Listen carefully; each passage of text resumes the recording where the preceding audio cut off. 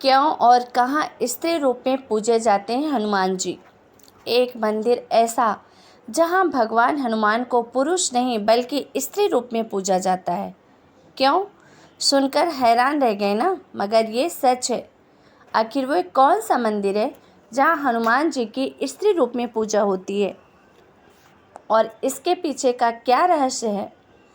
भारत पौराणिक कथाओं से ओत-प्रोत देश है। यहाँ कई ऐसे स्थान हैं जिनका पौराणिक संदर्भ मौजूद है।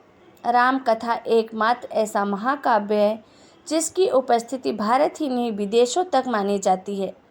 राम कथा में हनुमान जी एक ऐसे पात्र हैं जिन्हें अजर अमर माना जाता है। संकट मोचन हनुमान जी, जिन्हें ब्रह्मचारी कहा जाता है, हिंदू शास्त्रों के अनुसार पवन पुत्र हनुमान बाल ब्रह्मचारी थे और उन्होंने जीवन भर ब्रह्मचर्य धर्म का पालन किया और प्रभु श्री राम की सेवा की।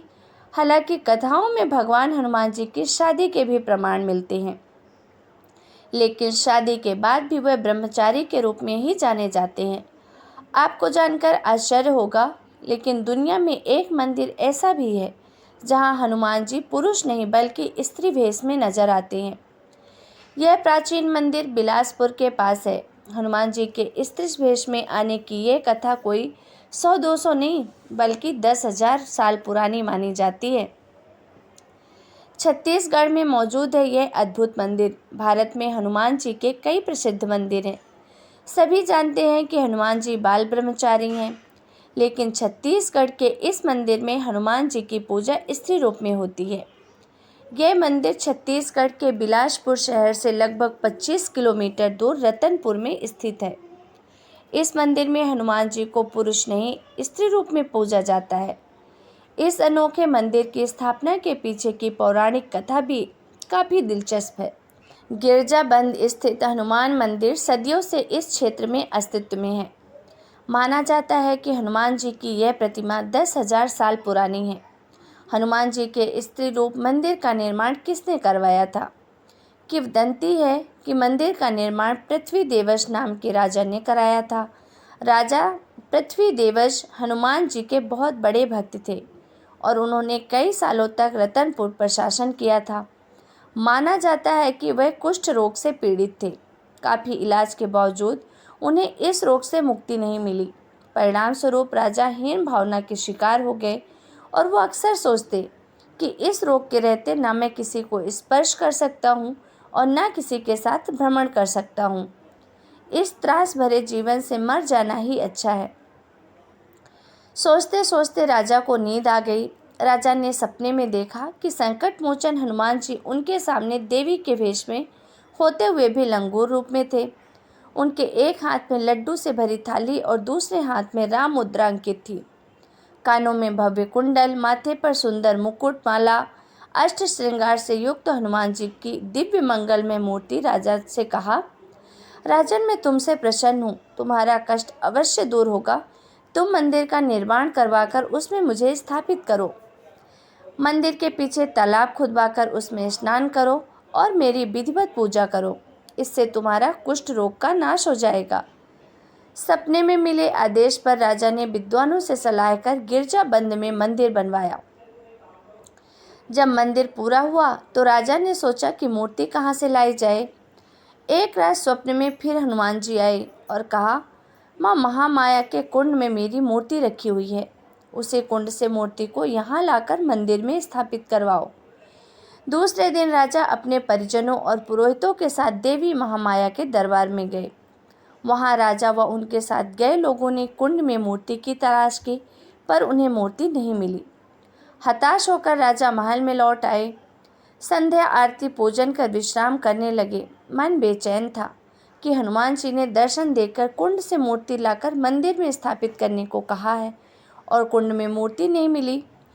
इसी उधेड़-बुन में राजा को नींद आ गई। राजा के सपने में फिर हनुमान जी आए और कहने लगे, राजा हताश ना हो, मैं वही हूँ। तुमने ठीक से तलाश नहीं किया। जाकर वहाँ घाट में देखो जहाँ लोग पानी लेते हैं, स्नान करते हैं, उसी में मेरी मूर्ति पड़ी हुई है। राजा ने दूसरे दिन जाकर देखा तो सचमुच वहाँ अद्भुत मूर्ति उन्हीं घाट से मिल गई।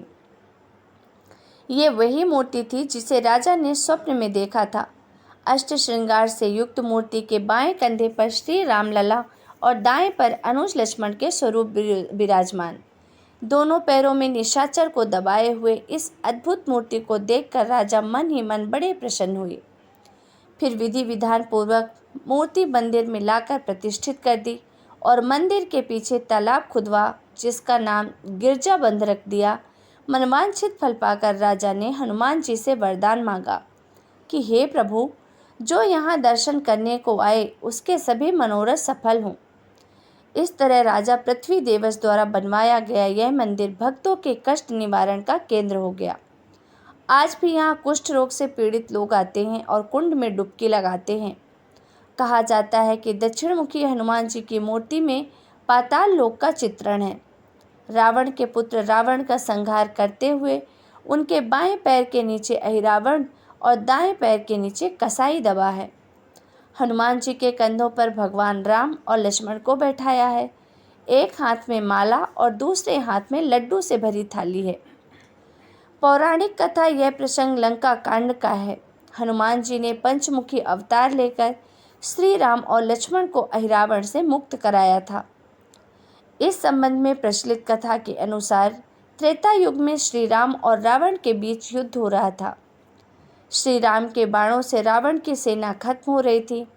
श्री राम को रोकने के लिए रावण ने अपने मायावी भाई अहिरावण को बुलाया। अहिरावण माँ भवानी का भक्त था।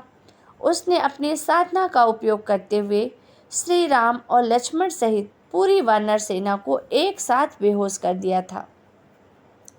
इसके बाद वह श्री राम और लक्ष्मण को लेकर अपने साथ पाताल लोक ले गया। कुछ समय बाद जब अहिरावण की शक्ति का असर खत्म हुआ तो विभीषण समझ गए कि ये काम अहिरावण ने किया है। तब विभीषण ने हनुमान जी को श्री राम लक्ष्मण की मदद के लिए पाताल लोक जाने के लिए कहा। राम और लक्ष्मण का हरण कर अहिरावण अपनी कुल देवी के आगे बलि देने का निश्चय करता है। तभी हनुमान जी सूक्ष्म रूप में एक फूल में छिपकर उस मंदिर तक पहुंचकर देवी से प्रार्थना कर उन्हें वहां से अंतर्ध्यान होने को कहते हैं और खुद देवी रूप में वहां खड़े हो जाते हैं। हनुमान जी के इस देवी रूप को पूजा जाता है। विभीषण ने हनुमान जी को बताया था कि रावण ने माँ भवानी को प्रसन्न करने के लिए 5 दिशाओं में दीपक जला रखे हैं और जब तक ये 5 दीपक जलते रहेंगे तब तक अहिरावण को पराजित करना संभव नहीं है। यह 5 दीपक एक साथ बुझाने पर ही अहिरावण की शक्तियाँ खत्म हो सकती हैं। वहाँ उन्होंने देखा कि रावण ने एक जगह 5 दीपक जला रखे हैं। हनुमान जी ने 5 दीपक एक साथ बुझाने के लिए पंचरूपी रूप धारण कर लिया और 5 दीपक एक साथ बुझा दिए। इसके बाद अहिरावण की मायावी शक्तियाँ खत्म हो गई थी। हनुमान जी और अहिरावण का युद्ध हुआ जिसमें हनुमान जी ने उसका वध कर दिया। अहिरावण का वध करने के बाद हनुमान जी ने श्री राम और श्री लक्ष्मण को मुक्त कराया और उन्हें लेकर लंका के युद्ध मैदान में फिर से पहुंच गए। इस कथा की वजह से ही हनुमान जी के पंचमुखी स्वरूप में भी पूजा की जाती है। हनुमान जी के पंचमुखी स्वरूप में उत्तर दिशा में वरामुख, दक्षिण में नरसिंह मुख, पश्चिम में गरुड़ मुख, आकाश की तरफ ग्रीव मुख और पूर्व दिशा में हनुमान मुख है। जो भक्त हनुमान जी के पंचमुखी स्वरूप की पूजा करते हैं उन्हें भय और बाधाओं से मुक्ति मिलती है, आत्मविश्वास बढ़ता है और मानसिक तनाव दूर होता है। हनुमान जयंती पर इस स्वरूप की तस्वीर या प्रतिमा के सामने बैठकर दीपक जलाएं और हनुमान चालीसा का पाठ करें। हनुमान जी की कृपा आप पर सदैव बनी रहेगी। जय श्री राम, जय हनुमान। दोस्तों, आपको ये हमारी कथा कैसी लगी हमें कमेंट करके ज़रूर बताएं और अगर पसंद आया हो तो लाइक करें, शेयर करें और अगर हमारे चैनल को अभी तक आपने सब्सक्राइब नहीं किया है तो प्लीज़ सब्सक्राइब करें। मिलते हैं एक नए वीडियो में एक नई रोमांचक स्टोरी के साथ। तब तक के लिए आप सभी को राम राम, जय हनुमान।